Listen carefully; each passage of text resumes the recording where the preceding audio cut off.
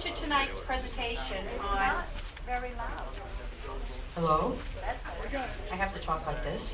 Or they could turn it up. I'll turn it up. Turn it up.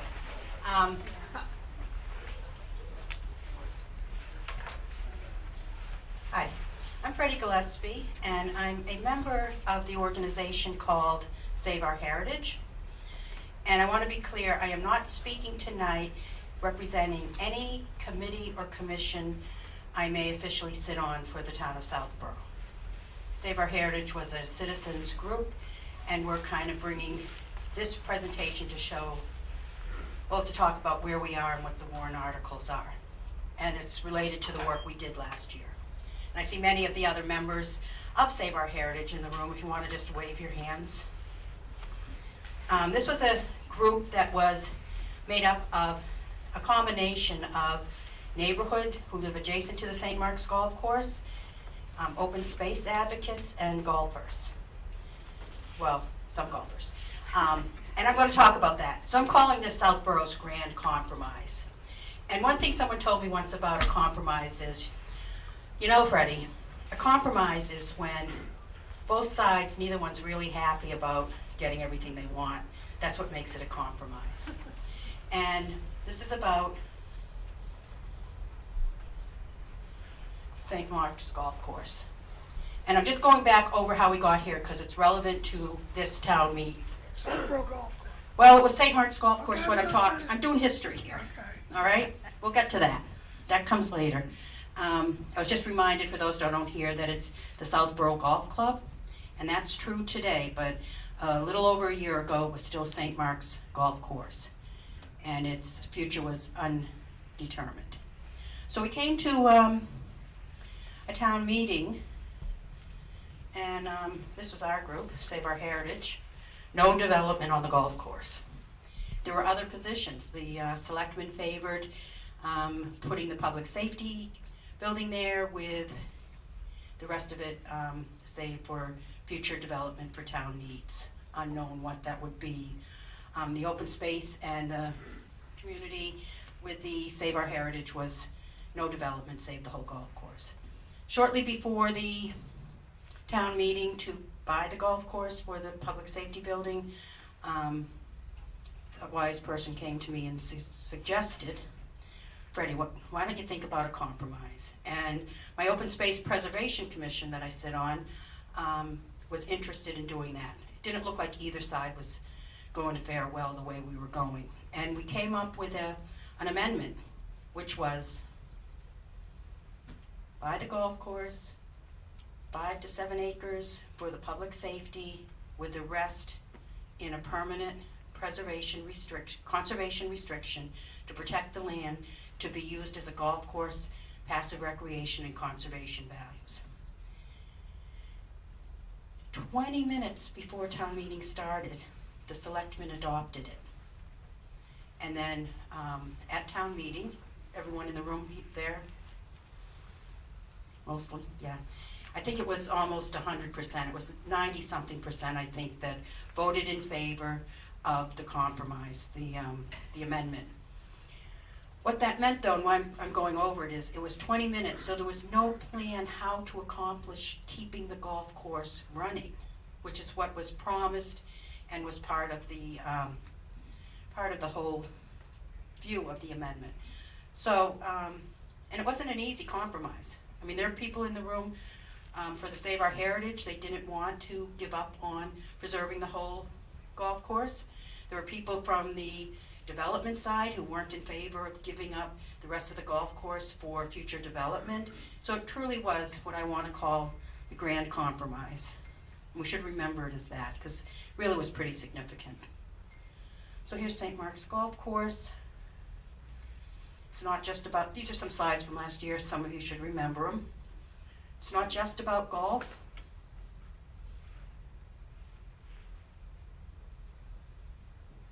But continuation of the golf course is important for finances and to preserve the landscape. And one of the things we heard over and over again is people wanted to preserve the landscape. They wanted the open view, even if they weren't golfers. They wanted the way the golf course looked to continue on. They didn't want I was told, someone said, well, Freddie, I don't want some messy conservation land. You know, they want it looking the way it looks, and the most affordable way to achieve that for the town is by having it managed as a golf course. Plus, you get the benefit of a golf course. And I have to say, I'd lived here 18, 20 years, somewhere around there, and I had never walked the golf course till Tom McCarthy, where is he? Invited myself, Sally Waters, you were there, Al. Coldest day of the year. Icy conditions, and we walked it, and I was like, wow, this really is a beautiful, I mean, I knew it was pretty driving by, but once you were on it, I even thought, maybe I'll take up golf. And since then, Kate has offered to teach me, so we'll see, and anyone else out there, when I'm there, watch out. So again, here it is, the heritage landscape, which is vital to the quality of life, character, and history of the town. Why I bring this up, it points out that maintaining this as a golf course is more than just keeping it golf. You know, some people say, well, I don't play golf, you know, why am I going to invest in more money for the golf course? This is why. To keep it in the heritage landscape that has been, that embodies the connection between natural landscapes, human history, and it's a special place that defines our community. The history, there's George Peabody Gardner. Most people might have heard this before. He was married to one of the Burnett's from the Burnett House. His aunt was Isabel Stewart Gardner. His portrait hangs in the Museum of Fine Arts. So there's a connection to him by keeping it as a golf course. Not to him personally, but I mean to the heritage, the history of the town. We should have a, and hopefully soon we will, a historical corridor in this town connecting all these key spots. So it's been part of our town for 120 years. One of the things we came up with, if it's not a golf course, how are we going to manage it in that open, beautiful, park-like setting? So, now I get to the nitty-gritty. We have these articles. So now what it is we're coming to town meeting and we're asking for more money to keep the golf course available to be used as a golf course. Why? Well, first of all, the public safety building is going where the clubhouse and the parking lot is, and they're going to take up some of the golf holes, so those have to be reconfigured. I'm not going to go over the details. I'm just going to zip through. These are the warrant articles, and then we'll go over them individually because Lou here is the chair of the golf course committee, and we'll be going over that for us. So let me just start back. So Article 15 is a out of your tax dollar article. You know, there'll be an increase in taxes because of this. But the rest of them, Article 28, 29, and 30, are all out of the CPA. So they're going to be, Could you define what the CPA is? okay, thank you. So go back. 15 is just a regular town meeting article. 28. So Community Preservation Act, CPA. This is a 1% surcharge on your taxes that's taken out every year, and then the Community Preservation Committee reviews applications and decides which projects move forward to town meeting. They can only be, the monies that are collected can only be spent on either open space, recreation, historic preservation, or community housing. So the money is set aside, it's already built into your taxes. So when we spend money out of the CPA fund, there is no increase in your tax bill.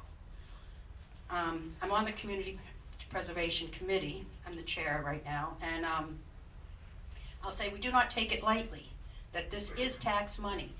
I don't mean to imply that it's free money that we can just use however we want and there's not a responsibility to the taxpayers. The committee takes it very seriously which projects we recommend. However, it makes a difference in getting these types of projects through town meeting because they don't bump up your tax bill. And that's why CPA was actually voted in by the taxpayers. You had to approve it because what it did is it funded the types of projects that under normal budgeting situations didn't get funded. They were seen as extras. They're not police, fire, or schools. But they are critically important to the community we live in. Think of it, open space, recreation, historical, community housing. These are important things that make our community the community we like living in, but they're the types of things that weren't traditionally getting funded. So, Article 28, and I'm going to go over two of the articles that aren't really the golf course committee articles. 28, do you want me to read it? Okay. Is to see if the town will appropriate $50,000. We have different buckets the CPA money gets allocated to. That's what this next part is, which funding source it comes from. But it totals $50,000 to fund the golf course conservation restriction endowment and associated costs for recording the conservation restriction as requested by the Board of Selectmen. So what this is about is part of the town meeting vote last year was to put, am I in the way so you can't see the screen? Is that better? Sorry. So the requirement to put a conservation restriction on the property has some cost. And we are, as we speak right now, I believe the Conservation Commission is meeting with Sudbury Valley trustees and going over some of the terms of the conservation restriction we hope to put on it. And that restriction will allow golf to continue, and it also protects the conservation values and the passive recreation and the public's right to sled and snowshoe in the winter, as well as golf existing most of the year. So to get a land trust to hold it, there's cost associated with that. And they ask for an endowment so that this is in perpetuity forever. And forever they're responsible to ensure that that restriction is upheld. So we had an estimate. It hasn't been finalized because the terms haven't been agreed to until the CR is approved, what they're talking about right now. So this is for that.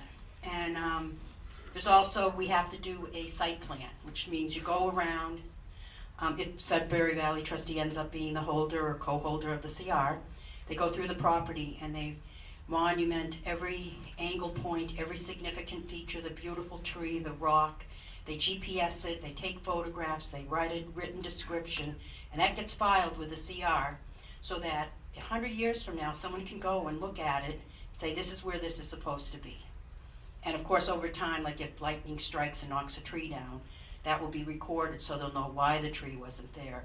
But otherwise, it's, you know, every year they can go and make sure that it looks and it stayed in the condition we voted for it to stay in and what we allowed in the CR. There are some changes allowed in the conservation restriction. I'll just talk about that. Because we have to move the clubhouse, we have to change some of the holes. Those activities are put in what's called an envelope. There's an area of land on the golf course that says, well, you can't touch the golf course in general, but in this area you can put a clubhouse. In this area you can put, we need to put the septic for the new public safety and the clubhouse. In this area that can be, I believe there's 4 envelopes in the CR. One's for the parking lot and the clubhouse, one's for the relocated holes, one's for the maintenance, and one's for the septic system. So in segmented areas you can do something else, and it also allows for irrigation to be put in the future if it's needed. So it's flexible, at the same time protective. And that's why an endowment is needed. They have to go out every year and inspect, and also there's a little legal fund in case somebody doesn't want to comply, they have to go to court. However, SVT in like 70 years of being in the conservation restriction business has never gone to court. They always are able to work it out. So, but you have to be prepared just in case. So that's what this article is. Article 29, I'm going to let Lou address that. It's $581,000 from the CPA funds. Again, it's the different buckets. It's to restore the golf course, the holes that need to be redesigned, and the parking area. These are things CPA could fund. So the community preservation money can be used for the holes, it's recreation, the parking lot to support the recreation, but we couldn't use CPA money for moving the clubhouse, because that's a structure that is not an allowed use under CPA. That's why it's not in with the CPA monies. So they'll go over that.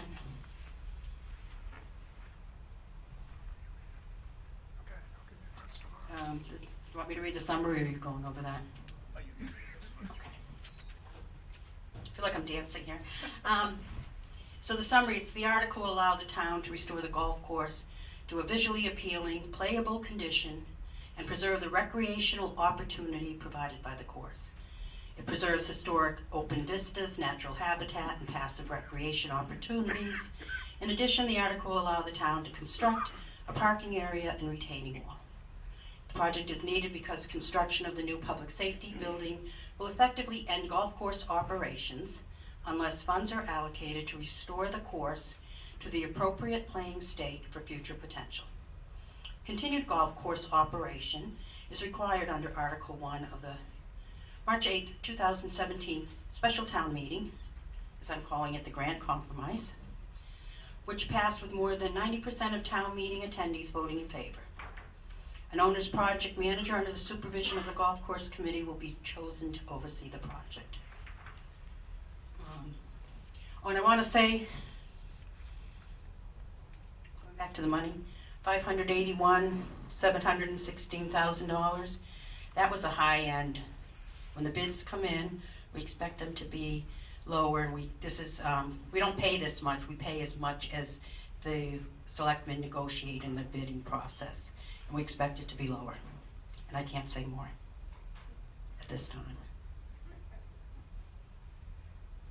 So Article 30. This is my baby, I guess I'd call it.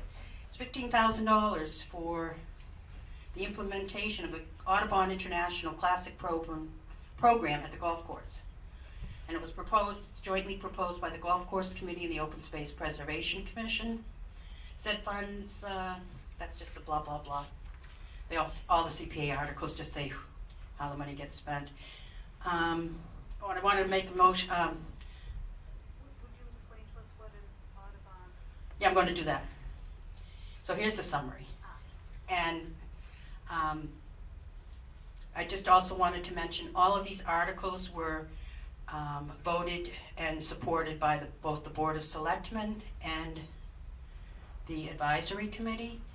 The Open Space Preservation Commission also supports all the golf course articles, as well as the Golf Course Conservation Restriction Committee voted to support all of the golf course articles because they all relate to keeping that land the way we voted, whether it's for open space golf or the conservation restriction. So, the Audubon International Classic Program.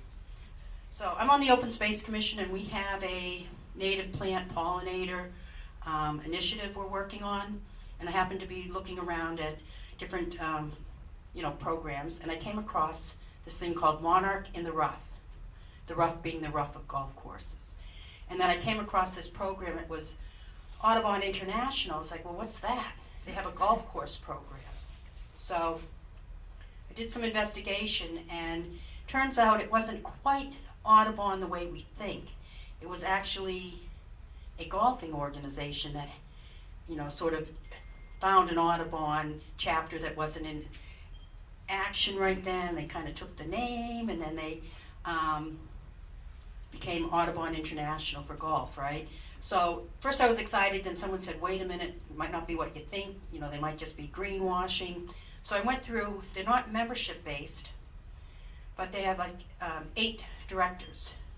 The first one is a golf course turf person, the next one is USGA, I'm saying, oh, golf, golf, golf. The 5th one down is a prior director of the Northeast U.S.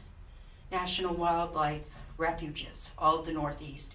And I happen to know the woman who used to be the manager of the Massachusetts Eastern Wildlife Complexes like Great Meadows and Monomoy and the Assabet River Oxbow, all of those. So I called her up and asked if he was her boss at one time and if she knew him. She put me in contact with him. So we had a lovely conversation. And I walked away convinced this was more than just greenwashing. It's serious environmental oversight of a golf course. But they come from the golf community.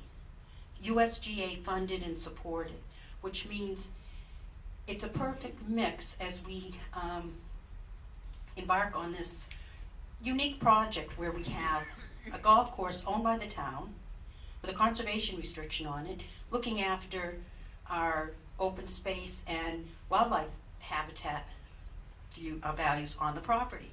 And so I'm on the chair of the golf course CR committee, and when we had discussions about holding the conservation restriction, we had a member, Andre, are you in the room still? Oh, he went to the Conservation Commission because he's needed there. He's on the golf course committee, and he sat on the golf course CR committee. And so he knew what he represented what the golfers needed. But when this came up, we had a meeting where the Conservation Commission agent, as well as we had a Conservation Commissioner sitting on the golf course CR committee, and a representative from Sudbury Valley Trustees.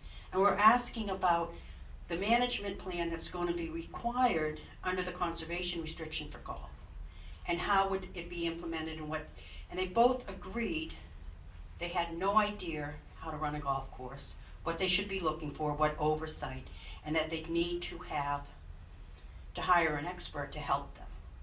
And I don't know, you may not be aware of some of the discussions that went into the CR and who's going to hold it. Some of you might know, but it's been another one of those wonderful, hopefully successful stories like the Grand Compromise. And one thing that came up, if the Conservation Commission is going to hold the CR, what resources are going to be provided to them to do it, because they're not really in the golf business. So this organization comes in and it's a perfect fit. And the golf course management company wasn't sure at what stage they wanted to get involved with. I think Lou put me in touch with, I just went blank, Bill Harrison. So I called him up when he's in Florida, and he agreed. He's in favor of joining. And one of the things beyond the management of the land is it's prestigious. And what I like to say is, back to John Wilson's point earlier, they have come up with a new name, which is the Southborough Golf Club. I think that's a historical name before St. Mark's owned it. Yes. Yeah, Yes. the committee came up with that. Committee. Well, you mentioned it earlier. So the Southborough Golf Club. So think of this. Southborough Golf Club, an Audubon International Classic course. I think that sounds pretty good. And when you look at who has already signed up with the Audubon International, there's some certified courses here in Massachusetts, not classic courses, but they have 3 programs. They're like on Nantucket, Concord, not your typical small town owned course. It will be a helpful marketing tool. It will also ensure that people have confidence we're managing it in the most environmentally sensitive way. At the same time, they come from the golf background. They're not going to make it impossible for the golfers to do business. And in a survey they did, 94% said it didn't cost them any more money to do it this way, and 43, or my percentage numbers might be off, but 40-something% said they actually saved money. They look at things like how much chemicals you're using, where you mow, what height you mow, is there a better way of mowing, but they don't come in and tell you have to do it. They just have recommendations. They help teach the management company. They have handouts, fact sheets to help the employees learn how to do things differently and see how they can manage a golf course more environmentally sensitive. Just like where they have a rock, maybe they can have some wildflowers in there. Maybe they cannot mow as high up against the stream. These sorts of things that likely the Conservation Commission or Sudbury Valley trustees as reviewing a management plan might be asking for, but they wouldn't know how to ask for it in a way that would work with what a golf course needs. So again, it's a golf course funded and pretty much run organization that is very aware that by running golf courses more environmentally sensitive, it's a win-win. It's a win for their image, it's a win for the environment, and in this case, it'll be a win for the town. And this takes the cost out of the hands of our Conservation Commission trying to figure out how to do this plan. The other thing why we did this warrant article is we agreed to try to pay for everything because in the first 2 years of operation, this management company has taken on a big obligation. They're facing an unknown. There's going to be in a construction zone. They're not really sure where the clubhouse, till we vote. They entered an agreement before we even know we were going to successfully be able to move the clubhouse and build a parking lot, that the holes would be reconfigured. So they're taking sort of a gamble, and we didn't want to put any more pressure on them, and they'll be the ones who have to implement this management program, and they will, we wanted to be sure they didn't have any additional cost. And I'm not saying there won't be a little additional aggravation, not aggravation, but a little work that they weren't maybe planning on doing, but we want to help hire the people that can do the, it's a pretty intense wildlife survey you have to do. You have to document what's on the location, all the chemicals that are used, where they're stored, water runoff, all of those things. And this money will allow us to hire someone. We're thinking maybe like Mass Audubon to do the survey for them. So that's a lot of story about that, I guess, but you can tell I'm really excited about it, especially thinking about, well, I said, if we do this right, we can have butterflies, birds, and, one selectman said, Freddie, you can't go out there looking at the butterflies and we're golfing. And I'm like, that's not what I meant. I mean, don't golfers like being around that? And I think they do, so there we are. And that's only $15,000 for what I think is a huge benefit.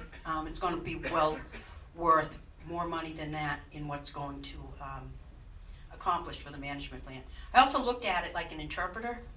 You have the golf management company that knows golf. You're going to have the land trust or the Sudbury Valley trustees that know conservation values. They may not know how to talk to each other. And this is the Audubon International. You put them in the middle. They know golf and they know conservation. And they'll be able to say, do it this way, it's better for the environment, but you don't have to be that strict Concom. And golfers, yeah, you can move this a little bit without losing any value and gaining savings. So I think it's a win-win. And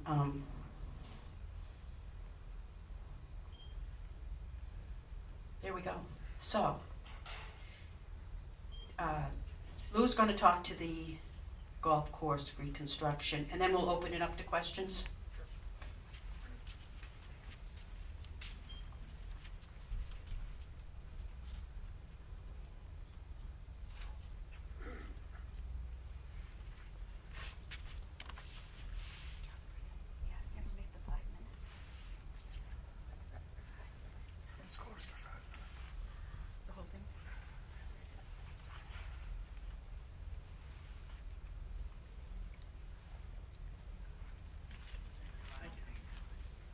Hi, I'm Lou Pilecki. I'm the chairperson of the Golf Course Committee. I'd like to explain a little bit about what our committee's work has been doing here. But first, I'd like to thank Freddie and all the other committees for coordinating what has been a very terrific collaborative effort to preserve the golf course and move it into the future. We have a little bit of a history lesson from Freddie about the golf course with George Peabody Gardner. But I want to point out how old this golf course is. It's either the second or third oldest golf course in Massachusetts. But one of the most important things about this golf course is it's been public its entire operating history. Anybody can play on the golf course. We have a plan in place to, I'm sorry, I'm blocking as well here. A plan in place to preserve the golf course as protected open space to allow us to use it as a golf course, have that beautiful open space, and keep it in that condition going into the future. Another important thing is the golf course operates from its own fees. The golf course management company bids and is hired to run the golf course for the town. The town does not have to run the golf course. The management company, from those fees, returns some of their total fees to the town as a percentage of what they receive in fees and other sales at the golf course. This is a little bit of an eye chart, but what's happening to the golf course, and I'll walk over here to help guide you here a little bit.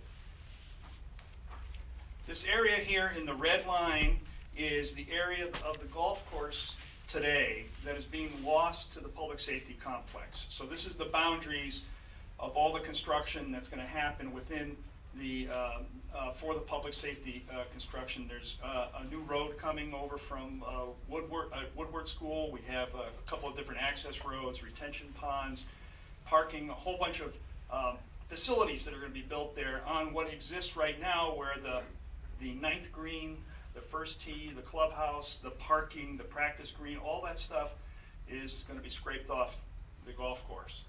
So what we've done under the committee's work is to use the area that's left to create a golf course out of some waste areas here, and then move the clubhouse to an area where, and it's a little hard to see, but it's over here, roughly at the end of the stone wall that you see as you drive by the golf course below the hill.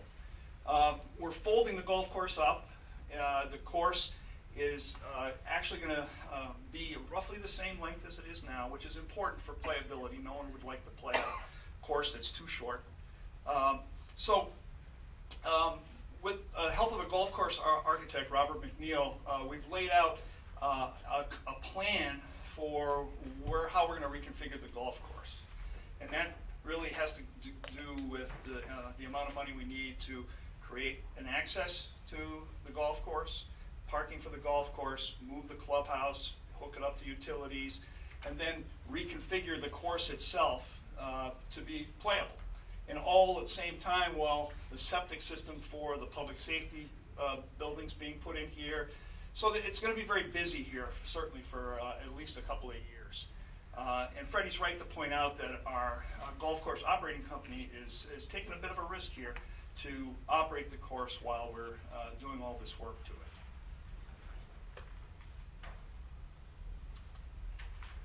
The restoration of the golf course to an operating state was not included back in that original town meeting. So what this first article, Article 15, covers is the clubhouse relocation activities, which is picking it up and moving it. That's actually covered under a small amount of funding that was actually in the public safety building bond. But a new foundation, excavation, all the detail work to bring the golf clubhouse to an operating state again was not included. We're also going to need temporary facilities while the clubhouse is in motion and we're building and doing all this construction. So we're going to have trailers for storage of golf carts, operating the golf course essentially, while all this activity is happening. And that's what we're paying for with that Article 15. As I started to talk, the golf course is operated and maintained by a golf course management company that's contracted by the town. It's a fairly elaborate contract having to do with the standards that the golf course is maintained to. It talks about mowing, cleaning, the agronomy, reporting on things like the chemical use and such in this instance, the golf committee on behalf of the town. Operations have to do with collecting the fees, golf leagues, renting golf carts, renting clubs, all that, all those activities. Management, advertising, running a website. All of this adds up to a revenue stream that the town receives a percentage of. From history, from the historical records of what St. Mark's had in their operation of the golf course is profitable. It's not going to make the town wealthy by any stretch of the imagination, but it covers its own operations and has, going back as far as we have records from St. Mark's, which is more than 15 years. So once the golf course is in operation again, the town should not have to be spending operational funds to keep the golf course running.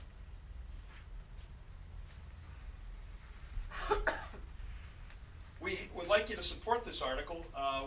As Freddie pointed out, we have a pretty solid block of support from the selectmen, the advisory committee, the various committees to establish this open space and keep it operating both under the conservation restriction, the Audubon management process, and then the operating of the golf course as a golf course.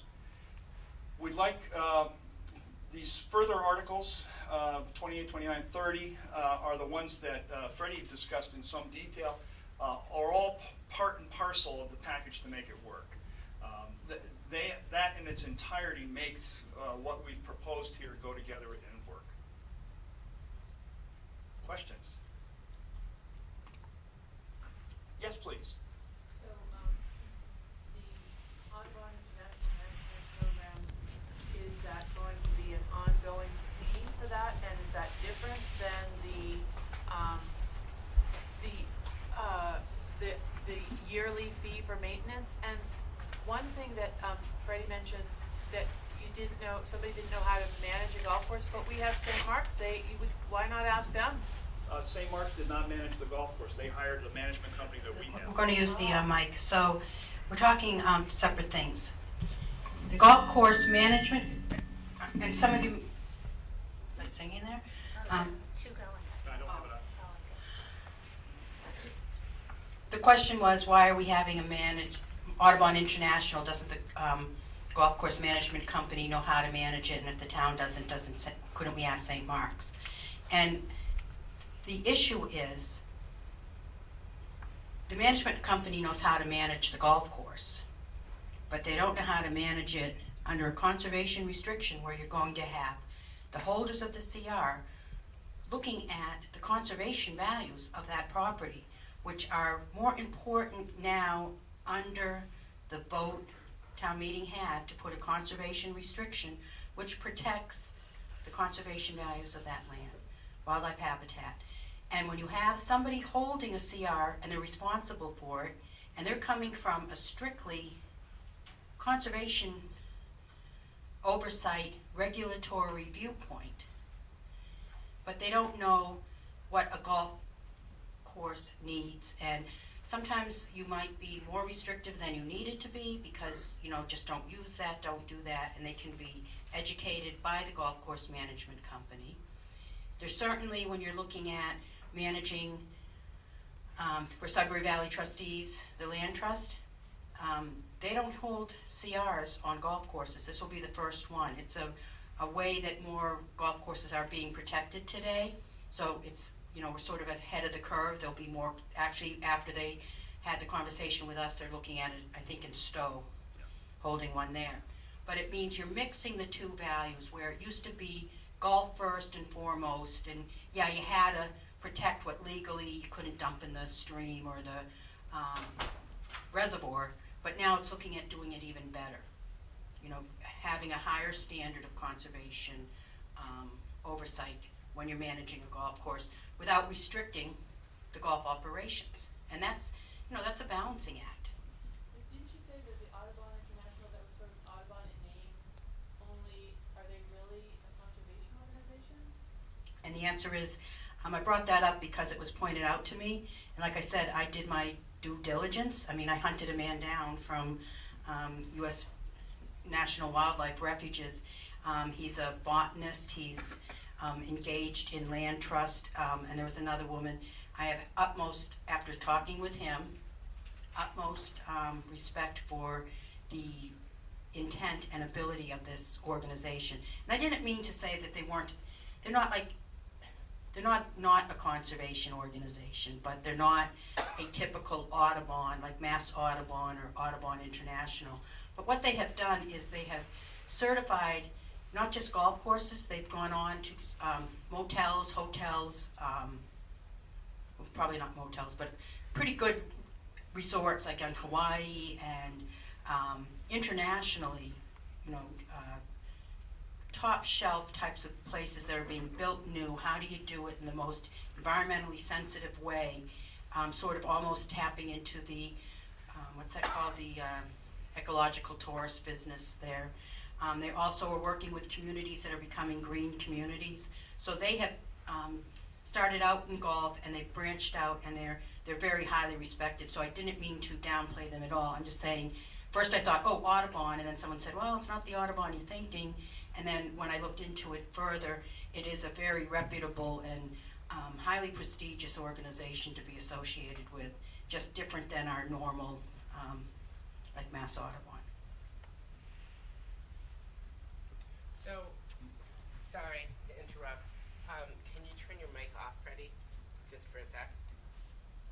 Press the button. Oh, it's not great. So if anybody has any questions, if you could come over here so we can hear you on the mic. Dueling. Yeah, do you guys need Yeah. Yeah. Hold on. Sorry. Yes. I was going to follow up in a second. Okay. So, go ahead. One second. Yeah. Has your question been answered? Okay. Go ahead, sir. Yeah, you mentioned the length of the course will stay the same based on what it is now. Is it still 9 holes? Yes, it will still be 9 holes. Is there a way to get or see that reconfiguration online or something? The way the holes move? It's kind of hard to tell from there where the holes are going. Yeah, we can have that posted under the golf. I'm sorry. Thank you. We can have that posted under the golf committee website under the town. No problem. So it's still 9 holes, still the same length as it is now? Yeah, within I think about 10 or 20 yards. Wow, tops. that's great. Yep. Thank you. Yep. You should be fine now with all the mics. Okay. Just to help you out a little bit, we're only really working in this area. Everything this way on the course doesn't change. So all we're trying to do is kind of fold the first up this way, and then you're going to be hitting past the clubhouse, and then the 9th is going to make a right turn up the hill towards the 8th, where that is now.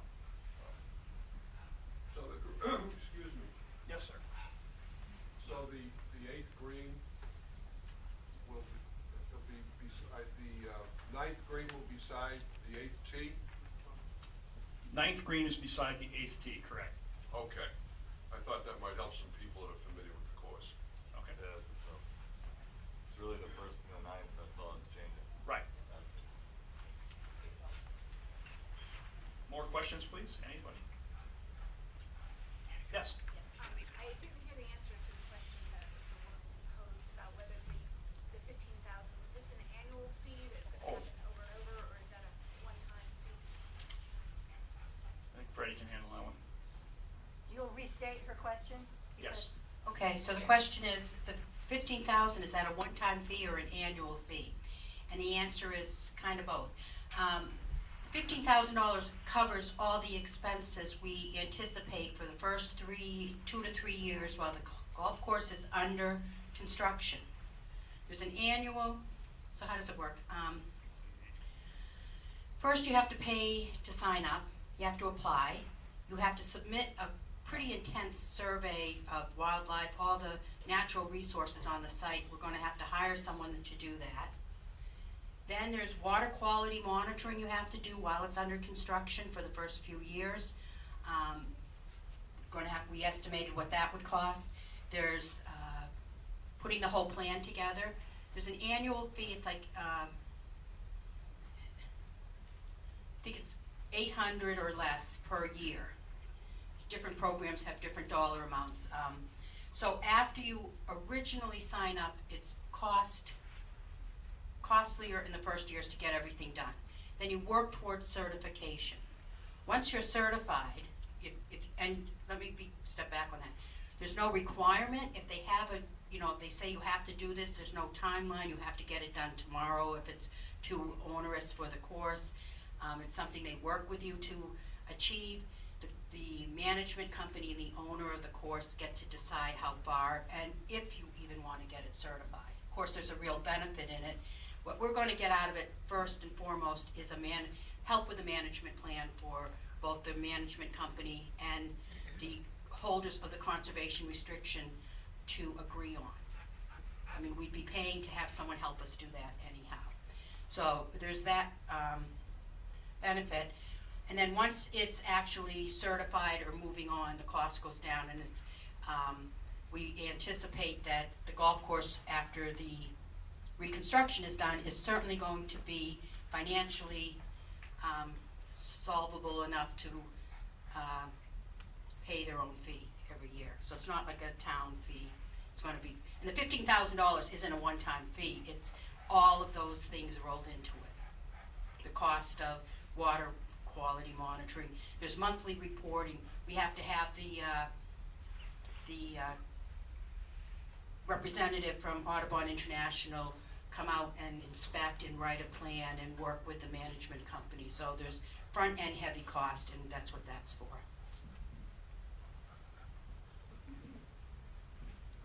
If it's about the same subject? Yeah. So, do you anticipate what it's going to cost to have the management company, say, in 456 year, whatever? Going forward, do you anticipate what the cost is going to be after the first 3 years for the management company? No more than $800. Whatever the annual, you pay like a dues. And I'm sorry, I should know that, because I had just looked at it before I left the house, and it's like $500, and then I saw one that said $800, and I was like, I don't want to say $5. I will know for town meeting for sure, but there's not, it's not that expensive after you get up and running.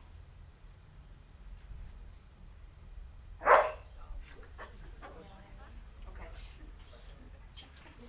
She needs a microphone? Yeah, hi, my name is Kate Burke, and I don't actually have a question. I just have a big thanks to all of the members of the golf committee, the open space committee, the golf course conservation restriction committee, everybody in this room, all of my neighbors, members of Save Our Heritage, other town employees, our Board of Selectmen, our conservation commissioners who are over in Town Hall right now working on our conservation restriction. As someone who's lived here since 1992, I feel really fortunate to be part of what I consider to be great town government, where a community came together, where there was really differences of opinion about what should be going on with a very unique piece of land in this town. And I think smart heads prevailed and came together with a compromise that is essentially within reach right now. And to have everybody come out tonight to hear what has gone on since town meeting, and also to understand that these individuals, because really it boils down to individuals as well as the whole team, but you don't have a team unless you have individuals, that they have committed literally hundreds and hundreds and hundreds of hours of their lives to spend time figuring out all these details. And I would just like to say thank you personally, and I think you all deserve a big hand.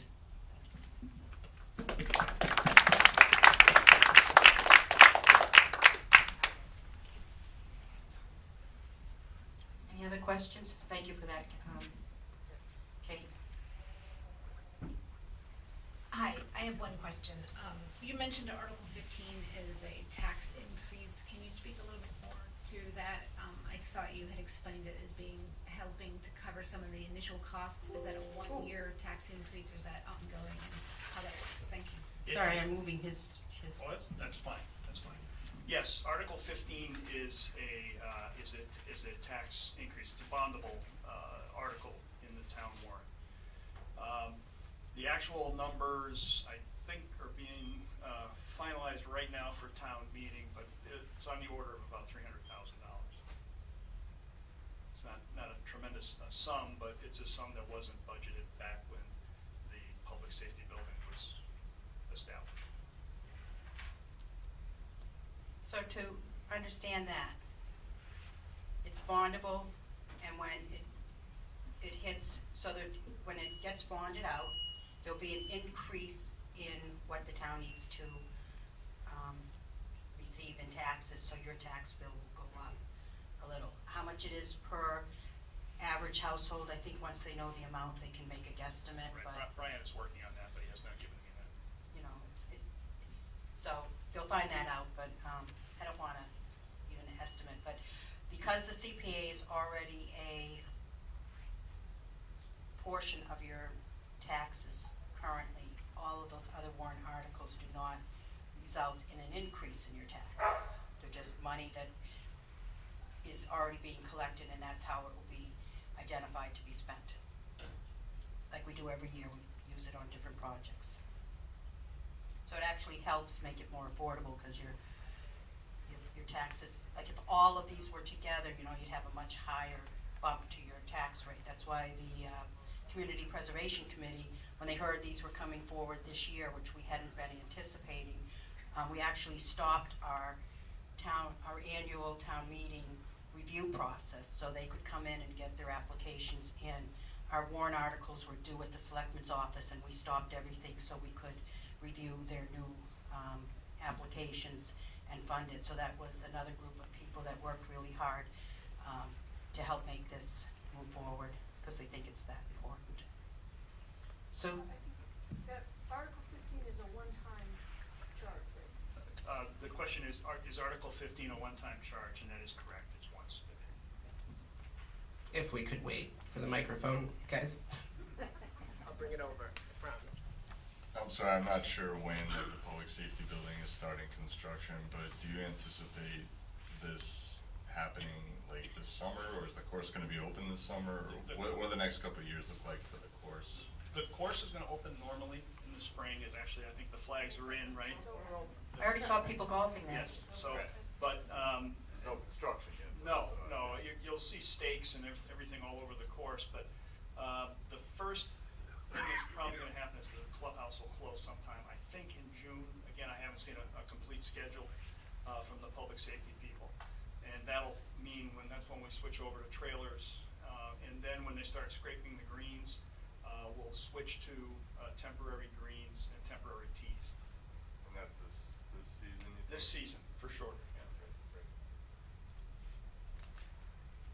And then by next year, the new holes are done? I'm just trying to get a real rough outline. Yeah, we're trying to get the holes started in the summer. The best time for sodding and construction of golf courses is in the August-September timeframe, so the sod can come in and set without play through the winter and into the spring. So then by next spring, maybe the new holes are in place? Should be. Oh, that's great. Crossing our fingers. Lou, Yes. what I've heard is that during this, not having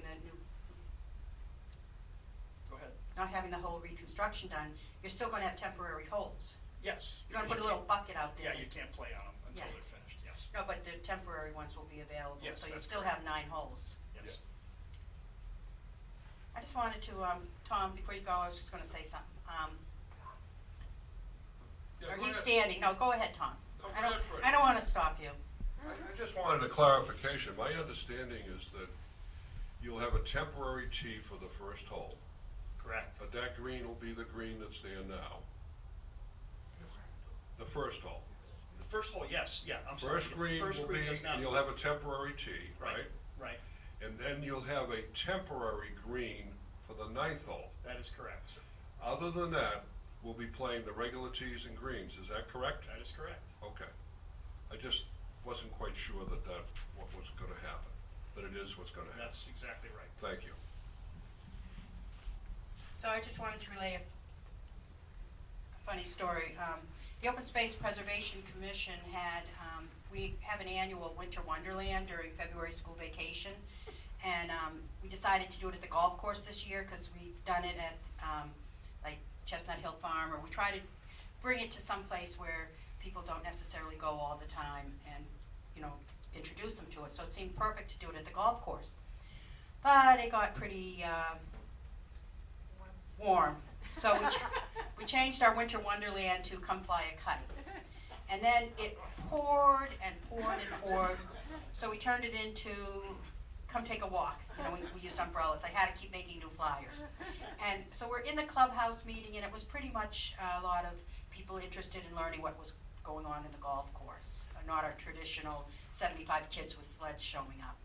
So we're there and we're talking, and all of a sudden these two young men come up with golf bags and raincoats. They'd seen the gate open and the cars there, and they came and they wanted to play golf.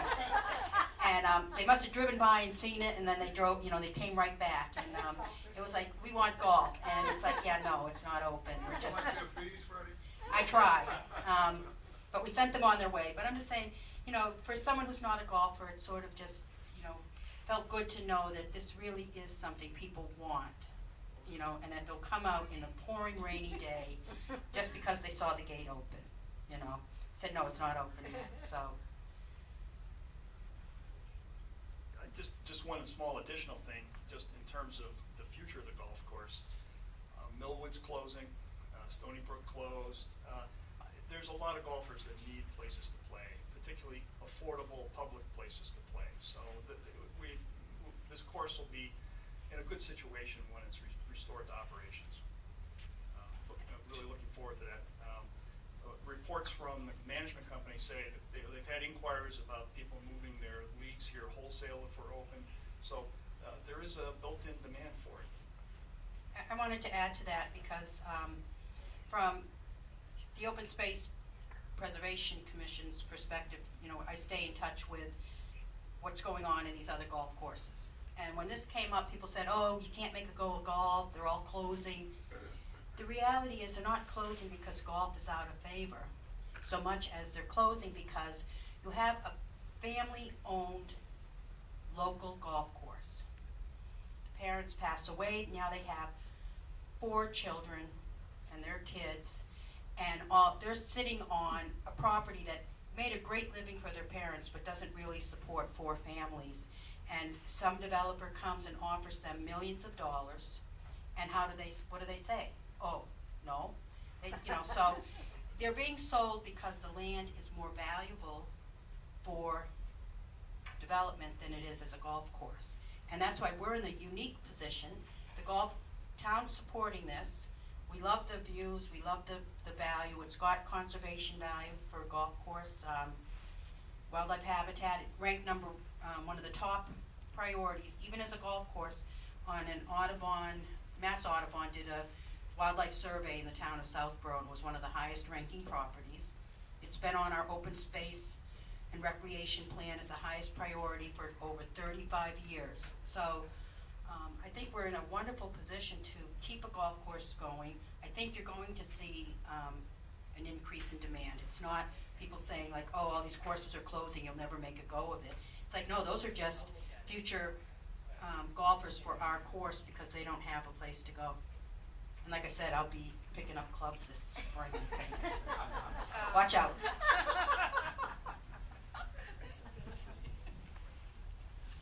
Hi, Freddie. I'm Dick Cruciani. I am employed by the golf course management company, and I've worked over there for 5 or 6 years. One of the things we talked about many times is that there is a small profitability to the town at this point. And I've been thinking about this lately. And New England Golf has managed many courses over the years, and I would guess we would, if we thought about golf in thirds, okay, probably the best course that we've ever managed would be at 3/3.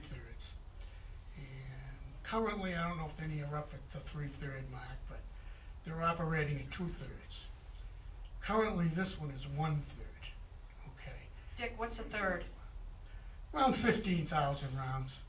A third, what does it mean for us Well, non-golfers? You could go up to, let's say, 45,000 rounds in the heyday of Tiger Woods, okay? And you could Talking be capacity? rounds per year.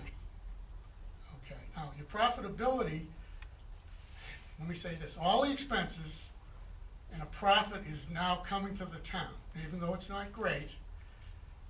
All that expense is paid in the first third.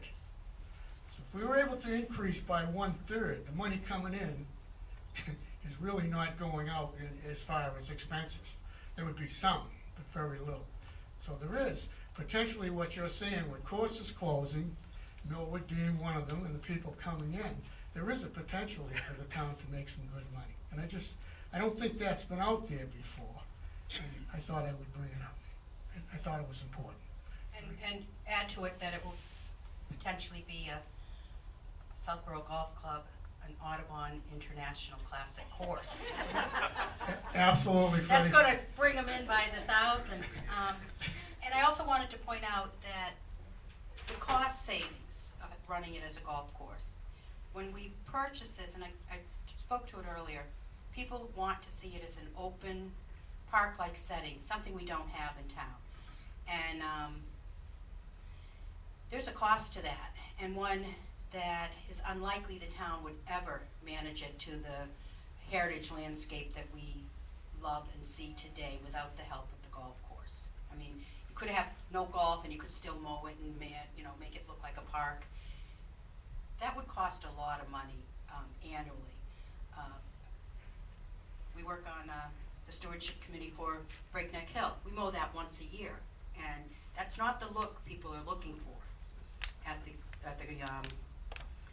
entranceway, the gateway to the town, and I just don't see how we would ever come up with the money to manage it the way people want. And from the open space community's perspective, I have said, if we don't keep this open and manage the way what people voted for at town meeting, good luck having their trust the next time you want to do an open space project saying this is what we're going to do.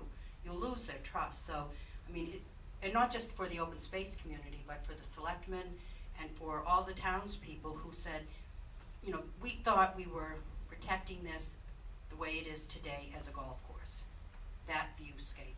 And if we don't spend a little more money this town meeting, that's not happening. So, it's really critical that we support this at town meeting, all 4 warrant articles. Also, Freddie, I'm going to put a plug in for you ladies.